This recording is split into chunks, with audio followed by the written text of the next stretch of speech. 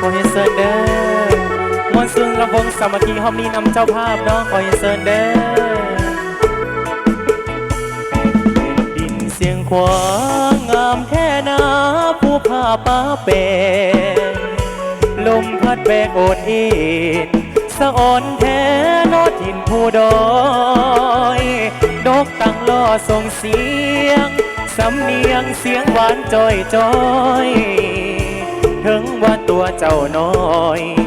นกน้อยก็ว่าเสียงงามอยู่เด่นเสียงขวางกึกขึ้นแท้เสียงแคนเล่นแตรเป็นเสียงแคนเผยเพใส่สนาภาษาสนลาวไต้ป่าทงไห้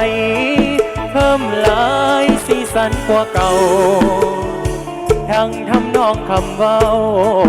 เสื่อมเขาเหมือนคนคนเดียวภูมิภาพเสียงขวางสุดเลือลายในพงพนา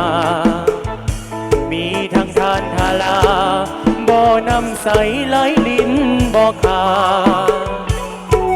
โอ้เสียงขวางแดนเมืองเหนือลายเสื้อวงยานน้ำใจหักสาดใสสะอาดเหมือนดังดวงดาว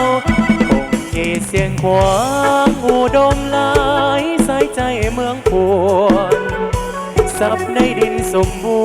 รณ์เกื้อกูลเลี้ยงเคียงผู้สู่คำตั้งเม็ดแดนเฮาแล้วดังแก้วมานี่เลิศล้ำนอนภาษาสร้างธรรมสู่คำเมืองเสียงกวางลาขออนุญาตให้เซินเกี่ยวกันแน่เด้อเกี่ยวกันรอบนี้สุขภาพเข้มแข็งสุขมันร่ำรวยเด้อเกี่ยว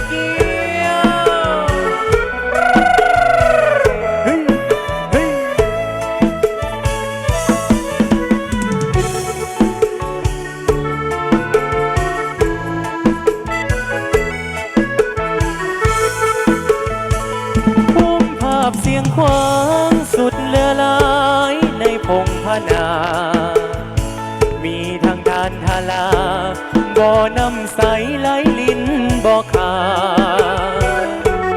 โอ้เสียงขวางแดนเมืองเหนือลายเสื้อวงยานน้ำใจหักสาดใสสะอาดเหมือนดังดวงดาวเสียงขวางอุดมหลายใส่ใจเมืองพวนซับในดินสมบูรณ์เกื้อกูลเลี้ยงเคียงผู้สู่ค